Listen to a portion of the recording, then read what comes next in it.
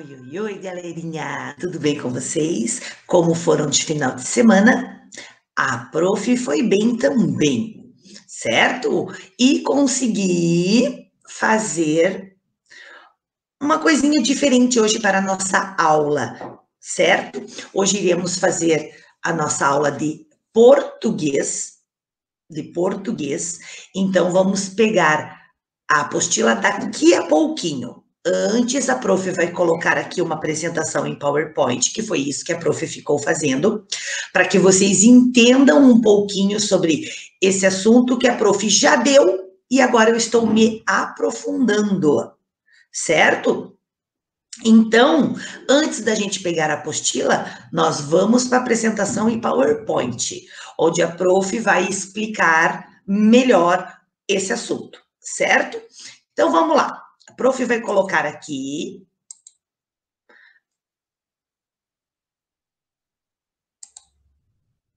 para todos acompanharem. Então, vamos lá. Pronto. Então, aqui, gênero textual resenha. Nós falamos sobre esse gênero textual quando a gente falou sobre a Eva Furnari, sobre o livro Felpo Filva, certo? Então, a prof colocou aqui algumas características para a gente saber, né, o que é realmente uma resenha. Então, tá lá. A resenha é um gênero textual sucinto, quer dizer, pequeno, cuja principal característica é tecer, é o quê? É escrever de maneira breve, quer dizer que é um texto curto. Uma crítica sobre determinado assunto. A resenha ideal é composta não apenas pela crítica direta, né? Porque você está criticando. Ah, eu acho que o filme tinha que ser assim, assim, assim, certo? Isso é uma crítica direta. Mas também por momentos de descrição, quer dizer, eu não posso fazer aquela crítica ofendendo o autor. Eu tenho que ser discreto, certo? Não vou ofender. Porque às vezes, quando a gente fala alguma coisa direto, a gente acaba ofendendo a pessoa. Então, eu tenho que saber usar as palavras, certo? E esses dois elementos, eles devem estar em perfeito equilíbrio em seu texto, certo? Então, eu tenho que usar ele de forma equilibrada. Eu posso criticar, mas sem ofender, certo? Em uma resenha, devem constar os seguintes itens. Então, tá lá. O título, a referência bibliográfica da obra, quer dizer, de que livros eu tirei, de que autores eu tirei, isso é referência bibliográfica. Os dados bibliográficos do autor da obra resenhada, quer dizer, uma biografia do autor, dizer um pouquinho da vida do autor, como teve lá na apostila sobre a Eva Furnari. O resumo ou síntese do conteúdo e a avaliação crítica. Então, eu tenho que fazer o resumo, que é escrever um pouquinho sobre a obra que eu estou fazendo a resenha, e depois uma avaliação crítica, também pequenininha, certo? Então, eu tenho que ter todos esses itens numa resenha. Aí, saindo disso, da resenha, a gente entra em sujeito simples e sujeito composto. A prof já explicou isso no vídeo anterior, sobre sujeito simples e composto, né? Tem muitos outros sujeitos, mas hoje eu vou me concentrar no sujeito simples e composto, certo? Então, vamos lá. O sujeito é um dos termos essenciais da oração, isso a gente já viu.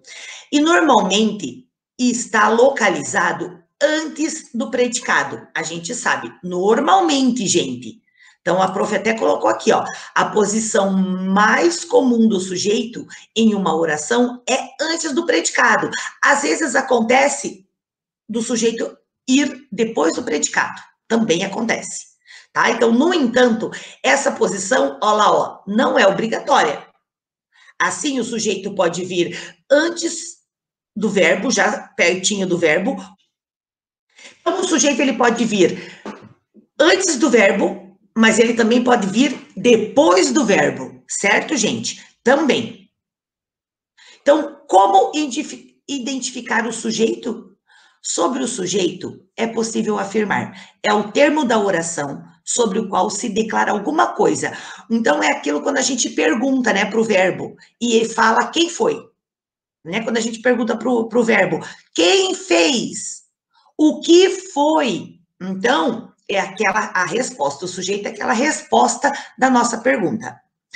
Ele pode ser substituído por um pronome pessoal do caso reto. Sim, eu, tu, ele, nós, vós, eles. Pode vir também. O sujeito ele pode ser um pronome pessoal do caso reto. E o mais importante, ele tem que concordar com o verbo, porque a gente vai fazer a pergunta para o verbo, certo? Quem andou? Quem fez? Aí a resposta é o sujeito. Tipos de sujeito.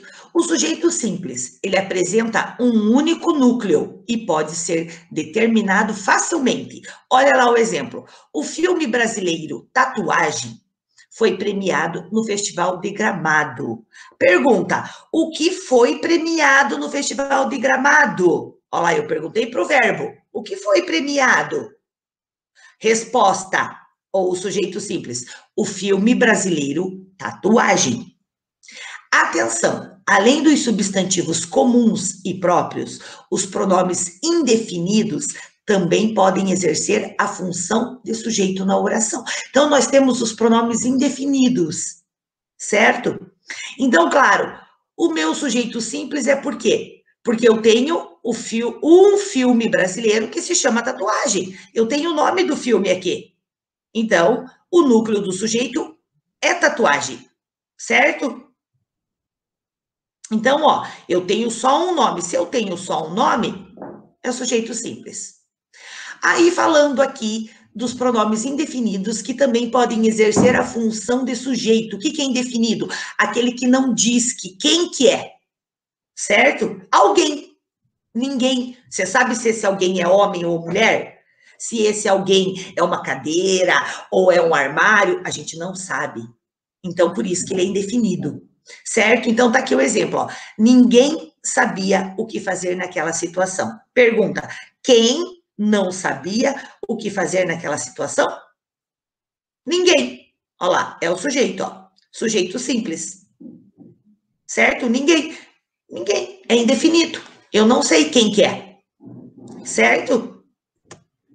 Sujeito composto. Apresenta dois ou mais núcleos facilmente determináveis. Então, a gente consegue ver fácil os dois núcleos, certo? Do sujeito composto. Ó, a pintura e a fotografia podem eternizar um momento. Pergunta, o que pode eternizar um momento? Resposta, a pintura e a fotografia. Certo? Então, ó, a pintura e a fotografia já são dois núcleos, ó, duas coisas, ó. A pintura e a fotografia. Sujeito implícito, elíptico, desinencial ou oculto é o nome desse. Implícito é o que mostra, certo? O oculto, ele não aparece. E o desinencial, ó, é identificado pela desinência do verbo. Desinência o quê? É responsável por designar algumas características da palavra. Então, ele dá características, mas apenas faz a flexão da palavra de origem. Ele faz o quê? A palavra mudar, certo? Ó, podem. Se fosse a pintura pode. A pintura e a fotografia, como são dois, podem, ó. Eu vou mudar o verbo. Ó lá, ó. Certo? Isso é desinência. É quando muda o verbo. Olha o outro. Comprei uma tela falsificada de Gustave Courbet. Pergunta, quem comprou uma tela falsificada de Gustave Courbet? Quem que comprou? Ó, eu comprei. Então, o sujeito, ó, não aparece aqui, ó, só tá dizendo comprei. Certo? Não tá dizendo eu comprei. Então, aqui o sujeito está oculto, ó. Certo? Ou implícito, ele não aparece. Certo? Ótimo, deixa a prof voltar aqui. Certo? A prof quis mostrar isso para vocês antes da gente começar na apostila. Agora sim, vamos pegar a apostila 3, lá na página 41. Peguem lá. Diz, sujeito simples e composto, que era isso que nós acabamos de ver. Então, deixa a prof pôr a apostila. Vou pôr a apostila agora.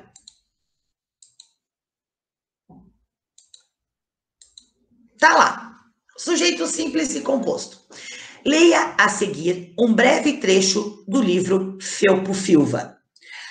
Mas como os coelhos e os passarinhos foram totalmente irresponsáveis e não explicaram coisa nenhuma, agora responda as respostas a seguir. Vamos lá. Qual é o sujeito da frase? Então vamos ver, vamos perguntar lá. Mas, como os coelhos e os passarinhos foram totalmente irresponsáveis e não explicaram coisa nenhuma. Então, assim, vamos perguntar para o verbo aqui. Foram. Quem foram totalmente irresponsáveis e não explicaram coisa nenhuma? Quem? Os coelhos. Os coelhos e os passarinhos, certo? Tá aqui o sujeito da frase. Qual é o núcleo do sujeito? Vamos ver. O núcleo de sujeito são 2. Não são 2? Quem que são? Coelhos e passarinhos. Eu tenho 2 núcleos, certo? Eu tenho 2 animais, ó, os coelhos e os passarinhos, 2 tipos de animais, certo? Você ficou em dúvida em relação ao núcleo do sujeito? Isso acontece porque essa frase tem sujeito composto, ou seja, existem mais de um núcleo. Sujeito simples é aquele formado por um único núcleo, e sujeito composto é aquele formado por mais de um núcleo. Então, vou pedir para vocês pegarem a marca-texto e marcarem este retângulo aqui, certo? Então, deixa a prof pegar aqui o lapisinho, vamos ver se eu consigo. Peguei. Então, vocês vão marcar, passa marca-texto lá, bem aqui, certo? Passa a marca-texto lá.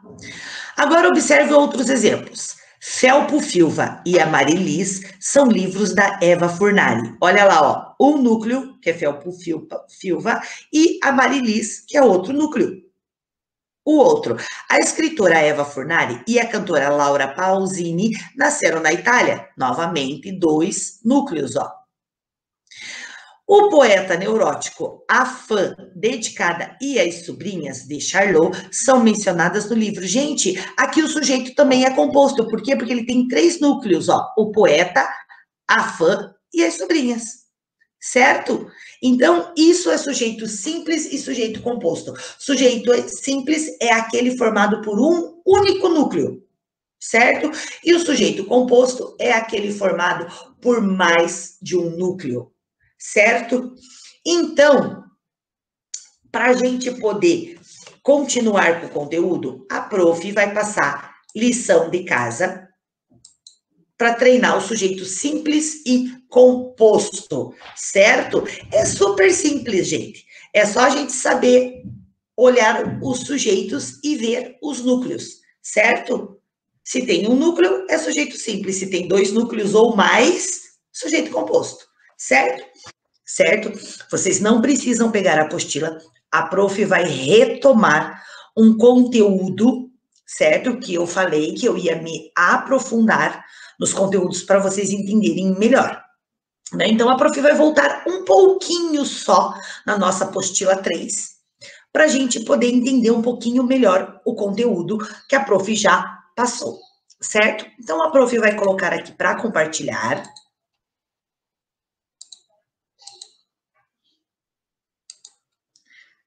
Vamos lá. Está aqui, concordância verbal e concordância nominal. A verbal nós vimos agora, né? Acho que foi no vídeo de ontem. E a concordância nominal a gente viu mais lá para trás um pouco, no comecinho do mês. Então, a prof vai explicar Isso para que vocês entendam, porque a concordância verbal trabalha com a concordância nominal, certo? Então vamos lá. Concordância nominal. Qual que é a regra geral dela? O artigo, certo? Quais são os artigos? Artigos definidos, os, as, e artigos indefinidos, que são uma, uns, umas, certo? Isso eu estou relembrando quais são os artigos. O pronome, que aí entra os pronomes do caso reto, primeira, segunda, terceira pessoa. O numeral, o que é o numeral? Dizer-se é o quê? Masculino e feminino. E os adjetivos, que são as qualidades, certo? Então, essa é a regra geral. O artigo, o pronome, o numeral e o adjetivo, eles devem concordar em gênero e número com o substantivo ao qual se refere. Então, eles vão concordar com o substantivo, não é com o verbo, certo? Então, um exemplo lá, ó. Os nossos 2 brinquedos preferidos estão quebrados. Então, olhem lá, ó. Os, artigo masculino no plural, ó. Ele está no plural. Os nossos pronomes, certo? Pronome, tá lá, ó, masculino. 2, numeral. Lembrando que 1, 2, 3, 4 é numeral, né? Brinquedo é o substantivo, ó lá, ó. Substantivo masculino tá no plural, ó, brinquedos. E preferidos é o adjetivo, tá dando a qualidade, certo? Que eles são os preferidos. Então, olha só, eles concordam todos juntos, ó. Eles estão todos no plural e no masculino, certo? Observe que os artigos os, o pronome nossos, o numeral 2 e o adjetivos preferidos referem-se ao substantivo, tá falando do substantivo, brinquedos. Está no masculino e plural, brinquedos, ó. Por isso é que eles estão todos no masculino plural, certo? Então, eu tenho que olhar, numa concordância nominal, eu tenho que olhar o substantivo. Mudando e transformando a concordância nominal. A concordância nominal é feita pela variação em gênero, ir do masculino para o feminino e vice-versa. Então, o gênero, ele muda. Dependendo do substantivo, se o substantivo é feminino, eu vou ter que mudar o gênero para tudo feminino, certo? Se o substantivo é masculino, eu vou ter que mudar o gênero tudo para masculino, como a frase que a gente viu ali dos brinquedos. Brinquedos é masculino, então tudo está no masculino. E o número, né? 1, 2, 3, ele vai do singular para o plural. Se fosse brinquedo, ia ser um brinquedo, singular. Como são mais brinquedos, tá no plural, brinquedos. Percebemos que é o sentido do texto que indica quando uma palavra deve ou não variar. Então, é todo o sentido do texto que vai dizer se está no masculino, se está no feminino, se está no singular, no plural. Certo, gente? A concordância nominal, ela consiste na adaptação de uns nomes aos outros. Então, tem que ter uma harmonização nessas mudanças com as palavras a que se relacionam, certo? Por exemplo, ó, aqueles 2 meninos estudiosos leram livros antigos. Então, tá lá, ó, aqueles é pronome, o 2 é numeral. Se está falando do substantivo que são os meninos, ó, os meninos são substantivos. Eles são o quê? Estudiosos? É adjetivo. Tá tudo no masculino plural. Ó, e os antigos também é adjetivo. Tá dando uma qualidade para aqueles livros. Eles não são novos, eles são antigos, é uma qualidade. Certo? Então, a concordância nominal, ela é simples, a gente só tem que prestar atenção se ela está no masculino, se ela está no feminino, se ela está no singular ou se ela está no plural, para eu poder fazer a mudança na frase, certo? Agora a concordância verbal.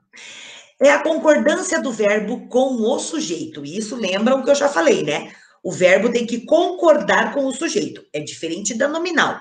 A nominal não se fala do verbo. A verbal já diz ali, ó, concordância verbal, ó, o nome já diz, verbal quer dizer verbo, Então, o verbo, ele tem que concordar com o sujeito. No caso geral, o verbo concorda com o sujeito em número e pessoa. Por exemplo, ela não acredita em Deus, ó. O ela está concordando com o verbo acredita, ó. Ela acredita, certo? Então, está concordando. E está no singular, certo? E está no feminino. Concordância verbal, então. A concordância pode ser verbal e nominal. É verbal quando o verbo se flexiona para concordar com o seu sujeito. Então, o verbo ele vai mudar para ele concordar com o sujeito. Por exemplo, o homem, ó, é o sujeito na terceira pessoa do singular. O homem não é um dos mamíferos mais dorminhocos. Então, o é, ó, que é o verbo, ele também está na terceira pessoa do singular. Imagine se eu coloco o homem não são. Cadê a concordância? Não tenho. Então, eu tenho que concordar o verbo com o sujeito. Está falando do homem, certo? Então, o homem não é, certo? Então, o verbo também está na terceira pessoa do singular, certo? Concordância verbal. A regra geral. O verbo concorda com o núcleo do sujeito, em número, que é o singular e plural. E pessoa, primeira, segunda ou terceira pessoa. Ele precisa, o verbo precisa concordar com o sujeito. Certo? Exemplo, nós jamais criticamos tuas atitudes. O verbo é criticar. Olha como eu tive que mudar o verbo. Por causa do quê? Do sujeito. Quem que é o sujeito? É o nós. Então, ó, posso falar nós jamais criticar? Cadê a concordância? Não tem? Então, eu tenho que mudar, eu tenho que flexionar o verbo, mudar. Então, o verbo criticar ficou criticamos, para ele poder concordar com o sujeito. Nós jamais criticamos tuas atitudes. O outro, molhava a rua, uma chuvinha fina e fraca. Cadê o sujeito? Tá aqui, ó, chuvinha fina e fria, certo? Então, o verbo é molhar. Como é que eu vou colocar? Molhar a rua, uma chuvinha fina e fria? Não dá, né? Não concorda. Então, eu vou ter que mudar o verbo para molhava. Molhava a rua. O que molhava a rua? Uma chuvinha fina e fria. Agora eu concordei, certo? Aí, a concordância verbal com o sujeito simples. O verbo concorda com o sujeito em número, que é singular e plural, e pessoa, primeira, segunda ou terceira pessoa, estando o sujeito antes ou depois do verbo. Então, o sujeito pode estar antes, como também pode estar depois do verbo. Certo? Então, tá lá. De novo a frase. O homem não é um dos mamíferos mais dorminhocos. Então, tá lá, ó. O homem, ó, sujeito na terceira pessoa do singular e é, que é o verbo na terceira pessoa do singular. Olha lá, ó. Tá essa flecha aqui dizendo que o sujeito concorda com o verbo concorda com o sujeito. Certo? Certo, gente? Então, é isso. Sujeito simples, ó. Tem um sujeito só. Quem que é? Tem um núcleo só, né, na verdade. Quem que não é um dos mamíferos mais dorminhocos? O homem. Qual que é o núcleo? Homem. Certo? Concordância do verbo com o sujeito composto. Quando o sujeito composto estiver posicionado antes do verbo, ele ficará no plural, certo? Por exemplo, o ônibus e o caminhão deslizaram na pista. Então, olha só, o ônibus e o caminhão é o sujeito composto antes do verbo, ó. Tá antes do verbo. O verbo está no plural. Por que o verbo ficou no plural? Porque tem dois núcleos, ônibus e caminhão. Certo? Ó, sujeito composto é aquele que apresenta dois ou mais núcleos. Tem aqui, ó, dois, ó, um ônibus e um caminhão. São dois núcleos. Então, o verbo fica no plural. Observação: o verbo pode ficar no singular, principalmente em dois casos: quando os núcleos são sinônimos e quando formam uma enumeração gradativa, certo? Então, o que são sinônimos? Aqui, ó. paz e tranquilidade. São duas palavras que elas representam a mesma coisa, mas têm significados diferentes. Né? A paz e a tranquilidade representam o quê? Ai, que eu estou calmo, que eu estou tranquilo. Então, elas são sinônimas, certo? Então, a paz e a tranquilidade reinavam naquele lugar, certo? Então, tá aqui, ó. O verbo está aqui. Exemplo 2. A angústia, a inquietação, o desespero o dominou, quer dizer, dominaram, certo?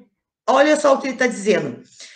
Que o verbo pode sim ficar no singular, quando é sinônimo e quando é uma enumeração gradativa. O que é uma enumeração? Quando eu falo várias coisas, aumento, ó, eu aumentei, ó, a angústia, a inquietação, o desespero, eu podia colocar aqui a tristeza, certo? O desespero já tá. Deixa eu ver. A angústia, a inquietação, o desespero, a tristeza, a inquietude. Já está a inquietação. Quando eu vou enumerando várias coisas que eu estou sentindo, certo? Então, isso é uma enumeração gradativa, ó. Ele enumerou, ó. Ele colocou uma, ele colocou duas, ele colocou três, como ele poderia ter colocado 4, 5, ele está enumerando. Então, quando acontece isso, o verbo pode ficar no singular? Pode.